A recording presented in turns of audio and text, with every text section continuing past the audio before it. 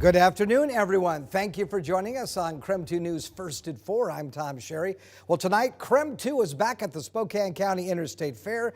Tonight is the biggest night of the fair. Thousands of people are flooding the fairgrounds right now to see the sold-out Nelly concert. And our KREM 2 team is there. We're going to go all out tonight. Mark, Whitney, and Jeremy are all live from the fair this evening. And our KREM 2 sports team is standing by to show off their cornhole skills. So let's start off with my personal favorite, the KREM 2 evening anchors. It's Mark and Whitney. Guys, we've heard that it's going to be a super busy evening out there. Hi, Tom. Yes, well, we are very, very excited to be out here, and this is a very big night for the fair. When we're talking about carnival sales, we're talking about concert attendance. They have been breaking records. This is a very huge night for the fair. The theme this year is all systems go, and I would say that definitely applies, especially tonight, because this place is buzzing. A lot of folks here tonight. The weather is just about perfect out here today. Of course, the Nelly concert later on, that's already been sold out for a couple of days, so a lot going on. Let's get over to our own very own Laura Papetti, who's breaking down how the fair is breaking records this year. The weather is beautiful, people are happy to be together, and the fair is seeing folks coming to the fairgrounds to celebrate everything fair. And one of the most popular places at the fair is always the food court, and that stands to reason because so many of us go to the fair to have fabulous food. Well, that's translating to numbers. The fair is telling us record-breaking year. It's amazing and I do recommend it. I got cookies and cream because I really like it. Because it's delicious, right? Yeah, because it's like having a cookie and ice cream. Yeah. I missed Rachel. We are getting snow cones, and before this, we were going on slides and ninja course things. So here's a look at what they're telling us from the fair in terms of numbers. Record-breaking in overall attendance, record-breaking in food, and record-breaking in carnival tickets. And again, people telling us they just like being out, gathering together, and celebrating sort of that, toss from summer to fall, which is everything fair. Super busy. It's been a lot more than last year for sure. I'm sure we're over 2019 numbers too as well. It's really, really, really good. People love it. They're just excited to get out and have fun, and they're tired. They want to do something. So what are you doing to prep for a big night? What does that mean? Extra food, extra everything. A lot of will calls this morning, a lot of help going, grabbing it, getting all them plays ready to go. Yeah, a lot of extra help. And tonight, one of the big draws here at the fair, the Nelly concert, sold out. In fact, it is the first concert to sell out, we're told, since 2009 when the Beach Boys played here at the fair. So Nelly tonight is expected to be very crowded. People are excited about it, and the fair is saying to get to the fairgrounds as soon as possible, to get to the parking spots, because you might want to expect a little bit of a walk if you're headed to the Nelly concert, as they are expecting, like I said, quite the crowd. Sold out for the first time, first concert since 2009. Reporting from the Spokane County Fairgrounds, Laura Papetti, KREM 2 News. All right, Laura, thank you very much. I've seen a lot of Nelly fans with Nelly shirts on. Yes. I saw a gentleman with a Band-Aid on his cheek like Nelly used to do back in the day. So folks excited for that one. All right, we want to turn things over to Chief Meteorologist Jeremy the Goo, who's having a blast at the fair all week long. Pretty much, if it's fun, he's been doing it. And right now he's over at the selfie wall. So Jeremy, how's it going?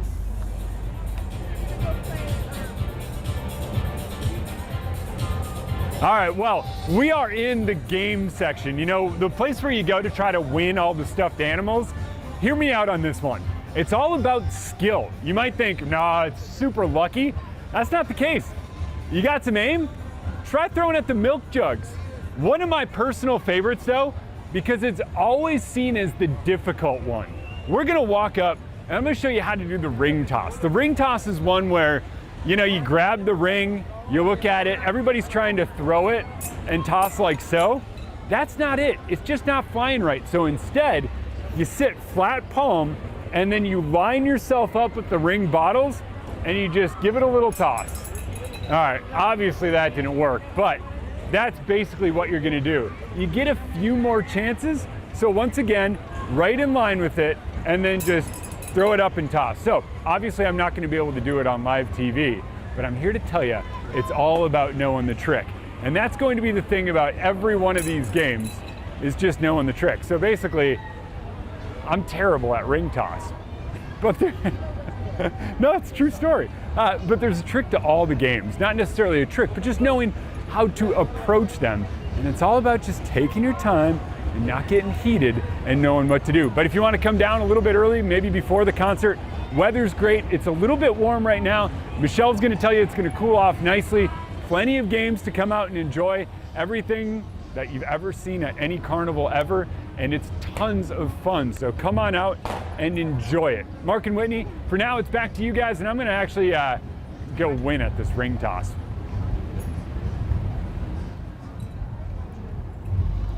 All right, thank you, Jeremy. Hey, pro tip for next time, take those shades off and be able to maybe make the ring around the bottle next there time. you go. Well, as Laura mentioned, the fair has made a triumphant return this year. So many folks just happy to be out and about again after 2.5 years of pandemic, right?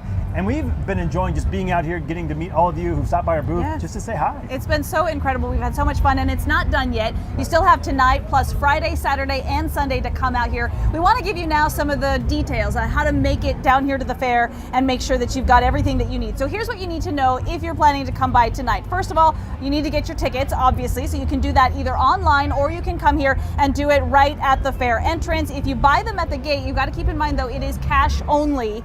It's $13 for adults, and for kids 7 to 13 and seniors over 65, it is $10, and the kiddos 6 and under are free. I tried to pass as a kid, it didn't work. No, All right, probably you not. can buy individual ride tickets, or you can buy a bracelet for $35 that allows unlimited rides. There is still plenty of time to get here. The fair opens till 10 o'clock tonight.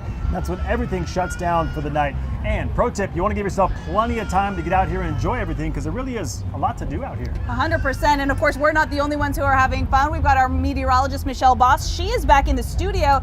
She's talking about the fair forecast and all the things that we want to know, especially for the upcoming weekend. I have heard all three of you, Whitney, Mark, and Jeremy, complain about the heat. It's 73 degrees. We are very different people, but beautiful weather out at the fair. Maybe if you're out in the sunshine, maybe it feels a little bit warmer, but air quality has been improving all week. Currently, the air quality is in the moderate category. It'll probably be in the moderate category tomorrow as well, not necessarily because of continued wildfire smoke, but it's going to be a little bit breezy tomorrow. That could kick some dust up in the air, and that could affect our air quality as well. But as I mentioned earlier, 73 in Spokane right now. It'll get cooler this evening, so if you're going to head to the fair later this evening, you won't have to worry about that heat out there. 72 in Deer Park and Coeur d'Alene. It's a little bit warmer out in central Washington. 76 in Moses Lake. It's 74 in Lewiston and 71 in Pullman. Dry weather in the Spokane and Coeur d'Alene area, but we have a little bit of shower activity in far northeastern Oregon and central Idaho, so that's not really headed in our direction. A few showers, though, across central Washington between Brewster and Grand Coulee, and also a few showers up towards Republic. Those continue to move to the northeast and should wind down for the evening. So partly cloudy skies are expected here locally. Temperatures will get down into the cooler 70s by 8 p.m. Partly cloudy skies overnight, and should be a partly cloudy and breezy day tomorrow. Highs in the lower 70s, but I think we're going to get a taste of fall this weekend. A little bit more cloud cover on Saturday, 67, and some isolated showers on Sunday with a high of 68. Thank you, Michelle. 73 sounds great to me. Well, the family of a Marshallese man who Spokane police shot and killed in January, well, they want to sue the city for several millions of dollars. Now, initial reports say that Peterson Camo was holding a knife to a child before police shot him. KREM 2's Amanda Rowley joins us now with the details of the tort claim the family filed against the city. Well, the family of Peterson Camo filed a tort claim against the city of Spokane for his death last month, and this is the first step before formally filing a lawsuit. Now, initial reports from Spokane police say officers responded to a domestic dispute at the Camo's home. Officers say they found 23-year-old Peterson Camo inside the home holding a knife to a small child. Then, the initial press release says several moments later, police shot Peterson. Now, the tort claim suggests if officers had taken more time to better understand the situation, Peterson would not have been killed. It says Peterson's brother just died and the family was mourning. Peterson wanted to go for a drive, but his parents wouldn't let him because he was so upset. The claim says this argument between Peterson and his father escalated. So his mother called 911, hoping police could help calm the two men down. The claim says because of a language barrier, the 911 dispatcher didn't clearly understand her concerns. When police arrived, the claim says Peterson took his 2-year-old nephew upstairs where he was later shot. The family's attorney has seen the body camera video of the shooting, and based on this, he says Peterson was holding the child when police shot him 6 times. Now, to be clear, the toddler was not hurt. The tort claim does not clearly say whether Peterson had a knife, but the investigating agency says a knife was found next to his body. Now, the family is asking for up to $23 million in damages, but the claim says a jury could get angry and award significantly more than this. Now, the city of Spokane has 60 days to respond to this tort claim. Amanda Rowley, KREM 2 News. Well, tonight, the Riverside School District is providing additional counseling and support after 2 of its students were critically hurt in a car crash that all happened last night. The 2 teens were flown by helicopter to the hospital after a bad crash at the intersection of Elk, Chatteroy, and Nelson Roads. The driver and the other car involved only had minor injuries. Well, today, Riverside School District is making additional counseling and support services available for their students, families, and staff due to the serious nature of the crash. Now, we don't have an update on the teens' medical condition as of yet. Investigators say they were not wearing seatbelts. Happening in the next hour, a replica of the Vietnam Veterans Memorial will be in Liberty Lake. The half-sized replica has toured all 50 states since 1984. Its stop in Liberty Lake will be the only one it makes in the West this year. The memorial will be located at Pavilion Park in Liberty Lake starting tonight and then will run through September 19th. When you think about some of the friends that are on there and how they ended up on that wall, it's pretty tough to think about. This evening, a looming strike by railroad workers seems to be off the table. Overnight, the White House announced a tentative agreement between the unions and railroad companies, which could avoid disruptions to the U.S. economy. The new agreement grants members an extra paid day off and time away from work for things like routine medical care and hospitalizations. It also contains a 24% wage increase, bonuses, and health care costs.